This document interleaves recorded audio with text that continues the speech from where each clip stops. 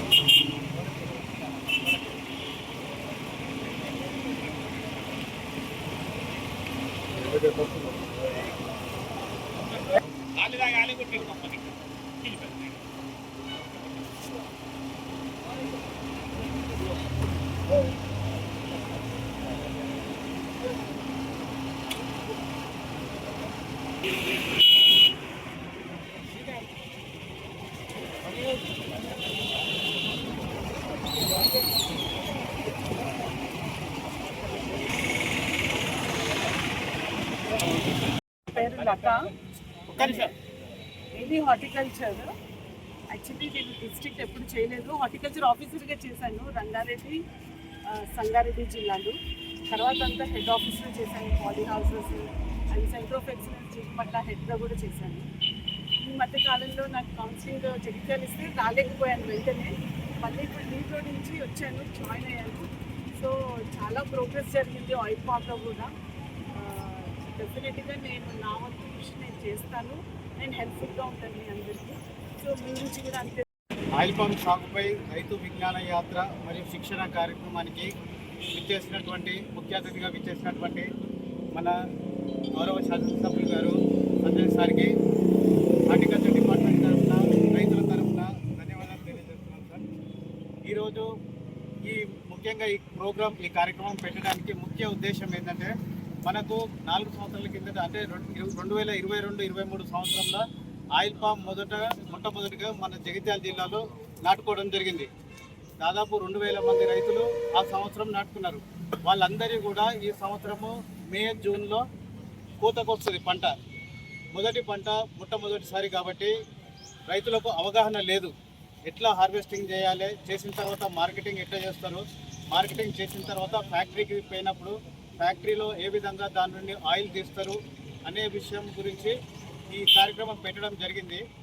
మీరు స్వయంగా అక్కడ సిద్దిపేట దగ్గర కొన్ని తోటలు ఆల్రెడీ హార్వెస్టింగ్ జరుగుతున్నాయి, ఆ తోటలు కూడా చూపిస్తాము. అట్లానే ఫ్యాక్టరీలో క్రషింగ్ యూనిట్, ఫ్యాక్టరీ మిల్లింగ్లో ఇట్లా ఆయిల్ తీస్తారు అనేది ప్రతి ఒక్కటి విషయము క్షుణ్ణంగా అందరికీ ప్రత్యక్షంగా చూపించడానికి కోసము ఈ ఉద్దేశంతో ఈ కార్యక్రమం పెట్టడం జరిగింది. దీనికి రైతులందరూ కూడా సహకరించాలని కోరుతున్నాను. ఇంకా మీరు వచ్చి చూసి 10 మందికి ఎక్కువ చెప్పి, ఇప్పటికీ జగిత్యాలలో 5000 ఎకరాల్లో ఆయిల్ పామ్ నాటుకున్నారు. మన దగ్గర ఫ్యాక్టరీ కావాలంటే 10,000 ఎకరాలు కావాలని అంటున్నారు. మీరు మీ ప్రోత్సాహంతో ఇతరులను ప్రోత్సహించి బాగుంటుంది ఇది పంట అని చెప్పేసి మిమ్మల్ని చూసి పెట్టడానికి చాలామంది వేచి ఉన్నారు, చాలామంది ఆగి ఉన్నారు పెట్టుకోవడానికి. పంట వస్తే రైతుకు డబ్బులు వస్తాయా, లాభం వస్తుందా లేదా చూడడానికి వెయిట్ చేస్తున్నారు. అది మన దగ్గర ఏరియా ఎక్స్పెన్షన్ కావాలంటే, అభివృద్ధి కావాలంటే మీరు ఎవరైతే ఈరోజు వస్తున్నారో మీరే కీలక పాత్ర పోషించనున్నారు. కాబట్టి అందరూ కూడా సహకరించండి. జిల్లా ఉద్యాన అధికారి లత గారు, అదేవిధంగా additional horticulture officer Shyam Prasad గారు, ఇతర హార్టికల్చర్ ఆఫీసర్స్ నేతృత్వంలో జగిత్యాల నియోజకవర్గానికి చెందిన రైతులు ఈరోజు రైతు విజ్ఞాన యాత్రకు బయలుదేరుతున్న సందర్భంలో నన్ను ఆహ్వానించినందుకు మా జిల్లా హార్టికల్చర్ ఆఫీసర్ గారికి, అడిషనల్ డిస్ట్రిక్ట్ ఆఫీసర్స్కు, మా ఇతర హార్టికల్చర్ ఆఫీసర్స్కు, బయలుదేరుతున్న మా రైతన్నలకు, రైతు నాయకులకు నా హృదయపూర్వక ధన్యవాదాలు. మరి వ్యవసాయం అనేది కూడా శాస్త్రీయంగా ఎప్పటికప్పుడు కూడా మార్పులు చెందుతూ ఉంది. ఒకనాటి వ్యవసాయం వేరు, నేటి వ్యవసాయం వేరు. డిమాండ్ను బట్టి మనం పంటలు పండించుకోవాల్సిన అవసరం ఉంది. ఆధునీకరణ అయిన తర్వాత, ప్రపంచీకరణ అయిన తర్వాత మనము ఒకే మూస పద్ధతిలో వ్యవసాయం చేస్తామంటే మనం నష్టపోతాం. రైతులు లాభంగా ఉండాలంటే ప్రపంచంలో దేనికి ధర పలుకుతుందో అలాంటి ఉత్పత్తులను మనం పండియాలి. ఉదాహరణకు మనం వడ్లు పుష్కలంగా పండిస్తున్నాం. ఇంకా 3 ఏళ్ళు కరువు వచ్చినా, 3 ఏళ్ళు యుద్ధం నడిచినా మనకు అన్నం అయితే దొరుకుతుంది. కానీ ఒక అన్నం తిని బతికే పరిస్థితి ఉందా? బయట మార్కెట్లో డిమాండ్ ఉంటుందా? ఉండదు. మరి వాళ్ళ నూనె వెళ్తున్నది, వంట నూనె మలేషియా నుంచి తెచ్చుకుంటున్నాం. దాదాపు 1,00,000 కోట్ల రూపాయల విదేశీ మారక ద్రవ్యం వెళ్తుంది. 1,00,000 కోట్లు. దానివల్ల ఏమవుతున్నది? మన రూపాయి విలువ పడిపోతున్నది రోజు రోజు. భారతదేశంలో రూపాయి విలువ పడిపోతూ ఉన్నది. మనం కూడా ఒక భారతీయులుగా దేశానికి రైతులే మనకు భారతదేశంలో పట్టుకోవచ్చు. ఇదే వెన్నుముక. అలాంటి దేశం వెన్నుముక మంచిగా ఉండాలంటే వ్యవసాయంలో ఆధునిక పద్ధతులు, భారతదేశానికి ఏది అవసరం, ఎక్కడ నష్టపోతున్నాం, ఏడ డిమాండ్ ఉందో దాంట్లో పోవాలి. దాంట్లో అతి ముఖ్యమైన వాటిల్లో ఆయిల్ పంప్ మనకు కోతలు పెడుతున్నది. ప్రభుత్వం దేవాలి ఇప్పటికైతే కోతల బాగా దీనికి ఎక్కువ లేదు. డిమాండ్ ఉంది, ప్రపంచంలో డిమాండ్ ఉంది. మనం అందుకోసం అని చెప్పి ఆయిల్ పంప్ గురించి మీటింగ్లు వ్యవస్థ తప్ప దీంట్లో చేయడం వల్ల అధికారులకో కమిషన్ ఇంకెవరికో ప్రభుత్వానికి రాదు. కేంద్ర రాష్ట్ర ప్రభుత్వాలు కూడా పూర్తిగా బాధ్యత తీసుకొని ప్రోత్సహిస్తారు. 90% సబ్సిడీ ట్రిప్, ఎస్సీ ఎస్టీలకి 100% సబ్సిడీ. మొదటి 3-4 సంవత్సరాలు సొంతం చేసుకుంటే ఆసంటి రైతుకు లాభం లేదు. కానీ సొంతం చేసుకునే వాళ్ళు అయితే మధ్యలో మంచిగా అంతర పంటలు పండించుకోవచ్చు, కూరగాయలు అమ్ముకోవచ్చు, తర్వాత కోకో పెట్టుకోవచ్చు. మన దగ్గర గోల్డ్ డ్రాప్ కంపెనీ, వాళ్ళ పేరేంటే రోహియా ఎడిబుల్ ఆయిల్స్. రోహియా ఎడిబుల్ ఆయిల్స్ వారు యశవంతరావు పెట్టక్కడ ల్యాండ్ తీసుకున్నారు. కానీ వాళ్ళు ఏమంటున్నారు, 10,000 ఎకరాలు అయితే మాకు నడుతుంది, లేదంటే ఈ ట్రాన్స్పోర్ట్ ఖర్చు అయినా పెట్టుకుంటాం కానీ మాకు నడవదు. షుగర్ ఫ్యాక్టరీ ఎట్లా మూతపడ్డదో అట్లా మూతుంది. కాబట్టి ఏంటంటే లాభం ఉన్నది. షుగర్ ఫ్యాక్టరీ దగ్గర ఇబ్బంది వేరే ఏంటంటే, నేను డైవర్ట్ అవుతున్నాను కాదు, చెరుకు పండించిన కుటుంబం ఈయన అంతగా దగ్గర 10 ఎకరాలు పండిస్తుంటుంది. చెరుకు కట్ట పొట్టే ఉంటుండే మహాలక్ష్మి ఉంటుంది. ఎప్పుడు పెద్దగా అనుకున్నంత రాలే. దగ్గర ఊర్లో ప్రతి రైతు ఇప్పుడు అంటే ఖమ్మం నుంచి కరీంనగర్ దాకా, ఖమ్మం నుంచి కరీంనగర్ సంతోషంగా ఉన్నారు.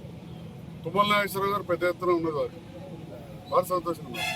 గంగుల కమలాకర్ గారు అప్పుడు అధికార పక్షం నుండి ఇప్పుడు ప్రతిపక్షం ఉన్నాయని మన మీటింగ్లో చెప్పారు. నేను దాదాపు 30 ఎకరాలు వేసినా బ్రహ్మాండంగా పంట వస్తుందని చెప్పి మీటింగ్లో చెప్పారు. అంటే ఇలాంటి లాభదాయకమైన పంటలను మన ప్రాంతంలో పండే పంటను ప్రోత్సహించాలి. ఇప్పటికి కూడా అనుమానాలు ఉన్నాయి కాబట్టి ఈ రైతు విజ్ఞాన యాత్ర తీసుకెళ్తున్నారు. ఈ సందర్భంలో మా అగ్రికల్చర్ మేనేజ్మెంట్ కమిటీ అధ్యక్షులు గంగారెడ్డి గారిని కూడా నియమించడం జరిగింది. వారు కూడా మంచి రైతు నాయకుడు, మాజీ సర్పంచ్, మాజీ ఎంపీ. సో అందరూ కూడా ఈ రైతు యాత్రలో వెళ్ళాలి. మరి ఇప్పుడే లతా మేడం అన్నది, నేను కొద్ది రోజులు జాయిన్ కాలే వచ్చినాను. మీకు పూర్తి సహకారం రైతుల ద్వారా శాసనసభ్యులు అందుతుంది మేడం. మీరు ఇక్కడ ఉండి ఇక్కడ హార్టికల్చర్ పంటలు ఏవైతే ఇక్కడ భూమికి ఆమోదయోగ్యంగా ఉంటాయో, కొత్తల తట్టుకునే విధంగా ఉంటుందో, అందులో మీరు మాటలు చెప్పారు పాలీ హౌసెస్, వాటి మీద చాలా రీసెర్చ్ చేశాను. మా దగ్గర కూడా చాలామంది అభ్యుదయ రైతులు ఉన్నారు, ఎన్ఆర్ఐ రైతులు ఉన్నారు, కొంత పెట్టుబడి పెట్టే శక్తి ఉన్న వాళ్ళు ఉన్నారు. మా గంగారెడ్డి సార్ లాంటి వాళ్ళు, వాళ్ళ కొడుకు ఐఐటి చదివచ్చు, అంత మంచి స్కూల్ నడుపుతుండు. అట్లాంటి వాళ్ళు మంచి అత్యాధునిక వ్యవసాయం కూడా చేయగలుగుతారు. సో ఈ రకంగా మీరు కూడా ఇక్కడ హార్టికల్చర్, ఉద్యానవన పంటలు అత్యాధునిక పద్ధతుల్లో ఎక్కువ రైతులు పెట్టే విధంగా ప్రోత్సహించాలని మీ సహకారం ఉండాలని కూడా కోరుకుంటూ, ఈనాటి రైతు విజ్ఞాన విహార యాత్ర శుభప్రదం కావాలి, మంచిగా సంతోషంగా పోయి రావాలని చెప్పి కూడా నేను కోరుతూ మీ అందరికీ వన్స్ అగైన్ ధన్యవాదాలు.